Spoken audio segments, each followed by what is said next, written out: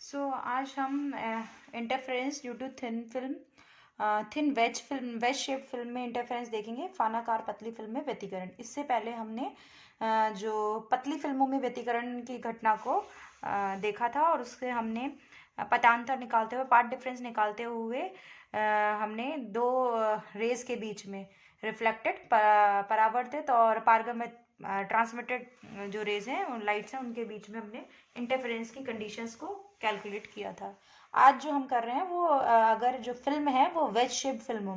सबसे पहली बात, फानाकार फिल्म या वेज शेप्ड फिल्म होती क्या है। वेज शेप फिल्म का मतलब है कि ऐसी फिल्म जो किसी एक पॉइंट पर तो पतली हो और उसका डिस्टेंस के संग संग उसका थिकनेस बढ़ती जाए। ठीक है, जैसे जैसे एक फिल्म एक सिरे से पतली हो, मतलब उसकी एक तरह से एक सिरे पे तो उसकी जो थिकनेस हो वो 0 हो, और जैसे जैसे दूरी बढ़ती जाए उसकी थिकनेस बढ़ती जाए। ठीक है, तो फानाकार फिल्म वो है एक पतली फिल्म जिसके एक सिरे की मोटाई लगभग 0 हो तथा दूसरे सिरे की मोटाई दूरी के साथ साथ बढ़ती जाए, तो इस प्रकार की फिल्म फानाकार फिल्म कहलाती है। तो वो वेज शेप फिल्म वो होती है जिनका जो एक सिरा है, एक एंड है, वो उसकी जो थिकनेस है वो लगभग 0 हो और जैसे जैसे डिस्टेंस बढ़ता जाएगा थिकनेस बढ़ती जाएगी। फॉर एग्जाम्पल के लिए हमने फिगर बना रखा है, इसी से हम देखते हैं। Let us consider a thin wedge-shaped film of refractive index mu bounded by a two-plane surface inclined at angle theta। ये एक हमारी कोई थिन फिल्म है, ठीक है, जो कि ये इसका जो इनिशियल स्टेट है एक सिरा है जहाँ पे इसकी थिकनेस कुछ नहीं है, 0 है, और ऐसे धीरे धीरे करते हुए ये थिन फिल्म बढ़ती जा रही है। तो यहाँ इसकी जो थिकनेस है, यहाँ ये टी थिकनेस है, इसकी भी बात कर रहे हैं।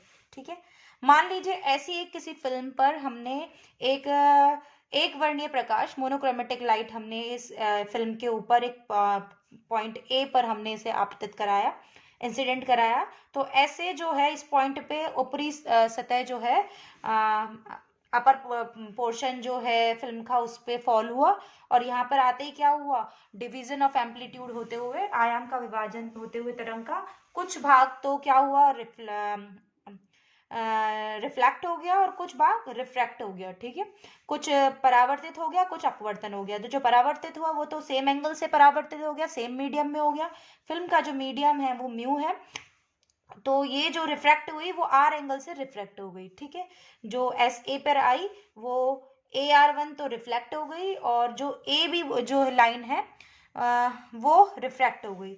जब जो ए लाइन से जो रिफ्रैक्ट होकर गई वो एंगल आर से रिफ्रैक्ट होकर गई, और जो फिल्म का जो लोअर हिस्सा है, निचला जो सतह है, उसके ऊपर बी पॉइंट पे फॉल हुई। ठीक है, यहाँ पर आने के बाद फिर इसका क्या हुआ, कुछ पार्ट तो रिफ्लेक्ट हो गया और कुछ पार्ट रिफ्रैक्ट हो गया। तो जो रिफ्लेक्ट हुआ पार्ट वो क्या हुआ, बी पार्ट से अंदर की तरफ, फिर जो टॉप सरफेस है फिल्म की उस पर सी पॉइंट पे पहुंचा और ये CR2 निकल गया। ये मतलब ये जो BC वाला जो हिस्सा ये रिफ्लेक्टेड है, और ये जो है BL वाला जो हिस्सा है वो इसका ट्रांसमिटेड पार्ट है। ठीक है, सी पॉइंट पे पहुंचने के बाद फिर क्या हुआ, दोबारा इसका डिवीजन बाय एम्पलीट्यूड हो गया।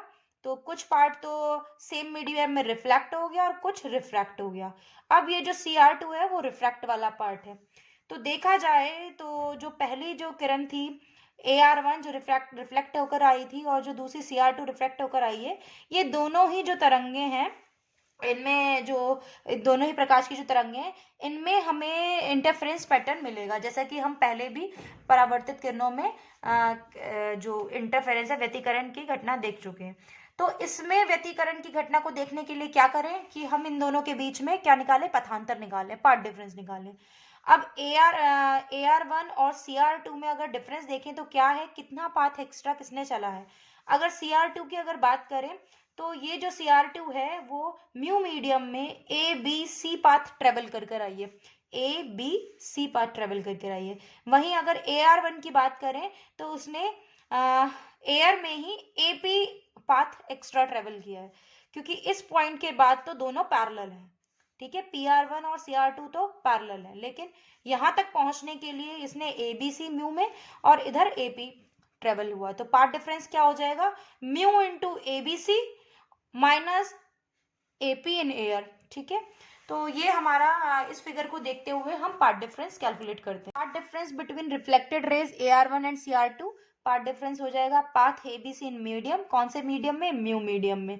ठीक है, minus path AP in air. तो जो ABC जो पाथ है वो टोटल पाथ है क्या, AB प्लस BC, AB जो इंसिडेंट हुई है लोअर फिल्म पर, और BC जो रिफ्रैक्ट होकर वापस जो टॉप सरफेस के C पॉइंट पे पहुंची है माइनस AP। ठीक है, AB को भी हम इस पार्ट डिफरेंस को कैलकुलेट करने के लिए हमें कुछ परपेंडिकुलर्स ड्रॉ करने पड़ेंगे। तो हम क्या करें, इस फिगर में जो C पॉइंट है, ठीक है, C पॉइंट है, उस C पॉइंट से हम दो परपेंडिकुलर ड्रॉ करें। कहां से कहां तक, C से AR1 पर एक परपेंडिकुलर ड्रॉ किया जाए AP, सॉरी CP, ठीक है, C से AR1 पर एक परपेंडिकुलर ड्रॉ किया जाए CP। इसी तरीके से C से AB जो रे है उस पर एक परपेंडिकुलर ड्रॉ किया जाए CE। ठीक है, ये दो परपेंडिकुलर ड्रॉ किए जाए। जैसे ये दो परपेंडिकुलर ड्रॉ करे जाएंगे, नाउ इस फिगर में ये जो तीनों पॉइंट है इनको हम कंसिडर करते हैं ABC। ठीक है, A पॉइंट पे ये जो इस पॉइंट का जो नॉर्मल होगा, अभिलंब होगा, वो कुछ इस तरीके से होगा। ठीक है, और C का जो अभिलंब है वो इस तरीके से आ रहा है, और इसको जब मतलब जो C से जो अभिलंब है, C का जो नॉर्मल है वो निचली सतह पे जो फिल्म के M पॉइंट पर आ रहा है। और अगर इसी को हम आगे बढ़ाएं तो ये जो 20 पॉइंट पे से जो पार्ट ट्रांसमिट होके जा रहा है उस पे, उस ट्रांसमिट वाली रे पे L पॉइंट पे काटता है। अगर इस अभिलंब को हम आगे बढ़ाते हैं तो ये अभिलंब जो ट्रांसमिटेड वाली जो रे है उसको L पॉइंट पे काटता है। सेम इसी तरीके से जो B पॉइंट का जो हम अभिलंब है अगर उसे आगे एक्सटेंड करें तो वो A वाले अभिलंब को F पे काटता है। ठीक है, F पे काट रहा है, और तो ये जो रे डायग्राम है वो कुछ इस तरीके से बन जाएगा। अब ये एंगल जो है आपका, ये रिफ्लेक्शन का एंगल है, ये R है। ठीक है, ये जो एंगल है ये सो इस पार्ट डिफरेंस में हम AB को क्या लिख सकते हैं, हमने परपेंडिकुलर ड्रॉ कर लिया है तो AB जो हमारा है वो क्या हो गया, AE प्लस EB। ठीक है, तो हम mu AE plus EB plus BC minus AP। सो AB को हम AE plus EB plus AB को हम AE प्लस EB लिख चुके हैं प्लस BC माइनस AP। अब हमें ये तीन ये वैल्यूज कैलकुलेट करनी है। तो सबसे पहले मूव करते हैं इन triangle APC and in triangle AEC। APC जो एंगल है उसमें एंगल ACPI है और EAC 90 माइनस R है, तो एंगल ACE क्या रह गया, R रह गया। ठीक है, अब इन ट्राइंगल APC और AEC में हम साइन I और साइन R की वैल्यू कैलकुलेट कर रहे हैं। ठीक है,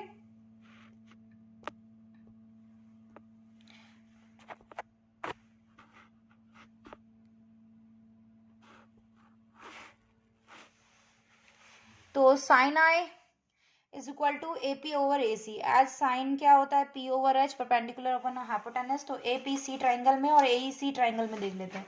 इन ट्राइंगल APC इसमें हमें साइन I कैलकुलेट करना है, और AEC इसमें हमें साइन R कैलकुलेट करना है। तो जो APC में साइन I की वैल्यू आएगी वो AP ओवर AC आएगी, और इसी तरह इन ट्राइंगल AEC में साइन R की वैल्यू आ रही है AE ओवर AC। ठीक है, अब स्नेल का नियम लगाते हुए हम क्या करें, तो स्नेल का नियम अप्लाई करते हुए sine I over sine R करते हैं और AP over AC over AE over AC करते हैं। तो इससे क्या होगा, AP over AC into AC over AE हो जाएगा, AC से AC कैंसिल, तो mu is equal to AP over AE रह जाएगा, और AP की वैल्यू क्या लिख सकते हैं हम, म्यू AE। ठीक है, ये इक्वेशन थर्ड नंबर डाल दी। अब हम इक्वेशन थर्ड को यूज करते हुए सेकेंड में यहाँ हमने क्या लिखा था, mu AE plus EB plus BC, मतलब AE plus EB plus BC minus AP, और AP हम यहाँ कैलकुलेट कर चुके हैं म्यू AE, तो इसको हम वहाँ यूज कर लेते हैं। तो पार्ट डिफरेंस हमारा क्या हो जाएगा, mu AE plus EB plus BC minus mu AE, तो म्यू AE से म्यू AE कैंसिल हो जाएगा, बचेगा क्या हमारा, म्यू EB प्लस BC। इसको हम इक्वेशन फोर्थ डाल लेते हैं। Now in triangle BMC and in triangle MBL, BMC और MBL में अगर हम देखें तो ये ट्राइंगल हमारा हो गया BMC, और MBL ये हो गया हमारा MBL।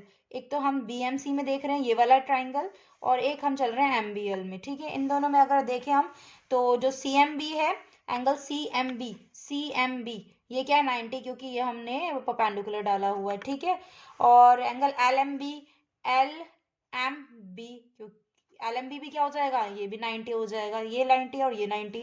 तो BCM और MLB, एंगल BCM और एंगल MLB और एंगल MLB, ये हमारा क्या है, थीटा प्लस आर है, आर प्लस थीटा। थीटा तो हमारा जो एंगल, ये जो एंगल है हमारा बन रहा है थीटा एंगल से हमारी जो फिल्म है वो उसका एंगल है जो धीरे धीरे बढ़ता जा रहा है, उस एंगल से हमारी फिल्म फानाकार बनती जा रही है। तो जो हमारा जो एंगल है BCM और जो MLB है वो थीटा प्लस आर के इक्विवेलेंट है। इसके कारण क्या हो जाएगा, जो FBL और BLM ये जो हमारे हैं ये भी आर प्लस थीटा के इक्विवेलेंट होंगे। इससे हम क्या कर सकते हैं, इस कंडीशन से हमारा जो नेक्स्ट जो एंगल है हमारा AB एन डैश और एन डैश BC BCM और FBL, ये चारों एंगल हमारे आर प्लस थीटा के में मिलेंगे। एन डैश जो वैल्यू ये है एन डैश आपका, जब आपका नॉर्मल B पॉइंट से हम आपको बढ़ाते हैं तो ये C पर एन पॉइंट पर और यहाँ पर ये बढ़ाते हुए F से मिलता है, तो ये हमारा एन डैश पॉइंट है। तो AB एन डैश BC और BCM और FBL इसकी वैल्यू आर प्लस थीटा आएगी फिगर से। इससे क्या होगा कि ये जो दोनों ट्राइंगल है लगभग कॉन्ग्रेंट होंगे। Triangle BMC is nearly equal to triangle MBL। इनसे इनकी जो भुजाएं हैं वो भी बराबर हो जाएगी। तो ये हमारा आ जाएगा, ये सॉरी ये BC है, BC is equal to BL के बराबर आ जाएगा। BC is equal to BL के बराबर आ जाएगा। तो CM is equal to ML is equal to T, ये थिकनेस है फिल्म की एट पॉइंट C पे। C पॉइंट पे ये थिकनेस है, जो CM जो है ना ये थिकनेस है। इससे अगर हम इन ट्राइंगल CEL चले तो हम cos r प्लस थीटा की वैल्यू निकाल सकते हैं, जिससे हमारी EB प्लस BC की वैल्यू कैलकुलेट हो जाएगी। इन ट्राइंगल CEL देखिए जरा, ये आपका C पॉइंट है, ठीक है, ये आपका E पॉइंट है और ये L है, तो ये CEL, ठीक है। इस CEL में अगर हम देखें तो cos r plus theta, cos क्या होता है आपका, बेस अपॉन हाइपोटेनस, तो बेस अपॉन हाइपोटेनस CEL में देखिए, CEL फिगर में, ठीक है। इसमें हम देखें तो ये जो EL है ये बेस हो गया इसका, और जो CL है ये इसका हाइपोटेनस हो गया। तो ये इसका क्या है, क्योंकि ये परपेंडिकुलर है, ये बेस, ये हाइपोटेनस, तो ये हो जाएगा EL ओवर CL, ठीक है। तो इसको लिख सकते हैं cos r प्लस थीटा को EL ओवर CL, और जो CL है वो CL को हम दो पार्ट में ब्रेक करके लिख सकते हैं, CL को CM प्लस ML, ये हो जाएगा CM प्लस ML। और CM प्लस ML क्या है, क्योंकि CM भी T है ML भी T है, तो दोनों कितना हो गया, ट्वाइस ऑफ T, ठीक है। तो EL को हम लिख सकते हैं EB प्लस BL। EL जो हमारा ये है ये क्या हो सकता है, EB प्लस BL EL के बराबर है, तो ये हो गया EB plus BL is equal over 2T।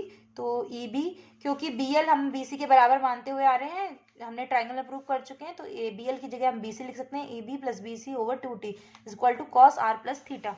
तो ये AB प्लस BC की वैल्यू यहाँ से हमारी 2T cos r plus theta आ जाएगी। इस वैल्यू को हम पार्ट डिफरेंस वाली इक्वेशन में अगर यूज करें तो वो आ जाएगा आपका, क्योंकि वहाँ mu into EB plus BC था, तो ये हो जाएगा twice mu T cos r plus theta. ये इतना पार्ट डिफरेंस हमारा दोनों रेज में AR1 में और CR2 में आएगा। Now reflection of AR1 rays that is due to denser medium, therefore additional phase difference pi or part difference lambda 2 will be developed due to Stokes law. जैसे कि last भी बताया था, जब भी कोई जो रिफ्लेक्शन होता है और वो ड्यू टू डेंसर मीडियम सघन माध्यम की वजह से होता है, तो उसमें एक एडिशनल अतिरिक्त कलांतर या पथांतर लैम्डा बाय 2 का एडिशन होता है। अगर ये reflection due to rarer medium होता है तो इस तरह का कोई एडिशनल फेस चेंज या पार्ट डिफरेंस में चेंज नहीं आता है, क्योंकि AR1 रेज का जो AR1 जो रे है उसका जो रिफ्लेक्शन है ये डेंसर मीडियम से हुआ है, इसलिए इसमें एक्स्ट्रा वो होगा, पार्ट डिफरेंस होगा। लेकिन जो CR2 की अगर हम बात करें तो ये सघन माध्यम में नहीं हुआ, ये विरल में जा रहा है, रेयर मीडियम में, तो इसमें नहीं होगा। सो यही लिखा गया है। Now reflection of AR1 rays is due to denser medium, therefore additional phase difference pi or part difference lambda 2 will develop due to Stokes law, but reflection of CR2 ray is due to rare medium, so there is no additional phase change or phase part। हमारा part difference आ जाएगा del से अगर से denote करें, twice of mu t cos are plus theta minus lambda by 2। क्यों? क्योंकि हमारा रेयर मीडियम से एडिशनल पार्ट डिफरेंस डेवलप हुआ है। ठीक है, ये तो पार्ट डिफरेंस हमारा आ गया। अब हम इससे दो कंडीशन कैलकुलेट कर सकते हैं, कंस्ट्रक्टिव इंटरफेरेंस और डिस्ट्रक्टिव इंटरफेरेंस, संपोषी व्यतिकरण और विनाशी व्यतिकरण। तो कंस्ट्रक्टिव इंटरफेरेंस के लिए कंडीशन क्या हो सकती है, एन लैम्डा के बराबर होना चाहिए। तो पार्ट डिफरेंस को एन लैम्डा के बराबर रख दें, तो ये हमारा जो पार्ट डिफरेंस कुछ इस तरह से आएगा, twice mu t cos are plus theta minus lambda by 2 is equal to n lambda. इससे हमारा जो कंडीशन आ जाएगी ब्राइट फ्रिंज, क्योंकि संपोषी व्यतिकरण में चमकीली फ्रिंजों बनती हैं, मिलती हैं, तो ये हो जाएगा twice mu t cos are plus theta is equal to 2n+1 lambda by 2 के इक्वल आएगा। अगर डिस्ट्रक्टिव इंटरफेरेंस की बात करें तो डिस्ट्रक्टिव इंटरफेरेंस के लिए क्या हो सकता है, जो पथांतर जो है वो 2n+-1 लैम्डा बाय 2 के इक्वलेंट होना चाहिए, अदर प्लस अदर -1 के इक्वलेंट। तो ये हो जाएगा twice mu t cos are plus theta minus lambda by 2। अगर हम माइनस वाला केस लेकर चलें 2n-1 लैम्डा बाय 2, तो इसको सॉल्व करने पे हमारा ये जो वैल्यू आएगी वो एन लैम्डा के इक्वलेंट आएगी, where n is equal to 0 1 2 3। ये जो है हमारा विनाशी व्यतिकरण के लिए है। ठीक है,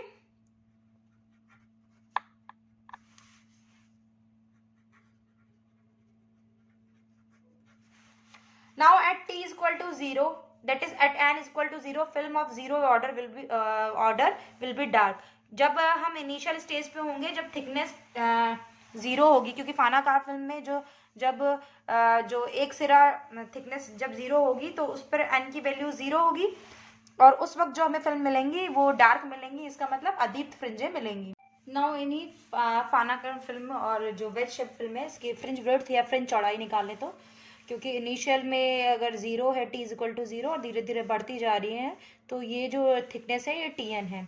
तो फ्रिंज ब्रेड्थ क्या होती है, या तो दो चमकीली जो फ्रिंज है उनके बीच की दूरी, या दो काली जो फ्रिंजेस हैं, दीप्त जो फ्रिंजेस हैं उनके बीच की दूरी को फ्रिंज ब्रेड्थ बोलते हैं। और ये दो सक्सेसिव लगातार जो दो चमकीली या लगातार या दो काली फ्रिंजों के बीच की दूरी होती है, जिससे कि हम पहले भी फ्रिंज ब्रेड्थ पढ़ चुके हैं, फ्रिंज चौड़ाई, जिसे कि बीटा से डिनोट करते हैं। अगर मान लीजिए ये ए बी पर एक फ्रिंज है और ए डैश बी डैश पे हमने उसकी थिकनेस मान लीजिए Tn-1 रह गई, यहाँ Tn है, तो उस पर अगर हम फ्रिंज विड्थ अगर इसके निकालें तो जब Tn थिकनेस थी तो जो दूरी थी वो xn थी, और जब Tn-1 थिकनेस थी तो जो दूरी थी वो xn-1 थी। और जो बीटा होता है फ्रिंज विड्थ होती है वो कैसे कैलकुलेट करी जाती है, xn-xn-1, दो सक्सेसिव के बीच की पोजिशन का डिफरेंस।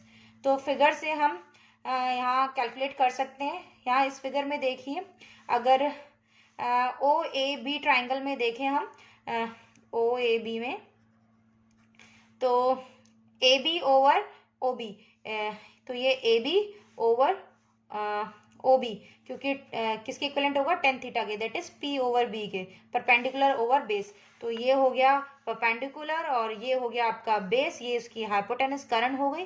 तो लंब बटे आधार is equal to tan theta आ गया। और इससे ए बी की वैल्यू है, ए बी है टी एन और ओ बी है आपका एक्स एन, तो T N over X N is equal to tan theta, X N is equal to T N over tan theta. ठीक है, इसे इक्वेशन नंबर डाल देंगे, उसी आगे वाले की कंटिन्यूटी में इक्वेशंस नंबर डाल रहे हैं हम। Next similarly in triangle O A dash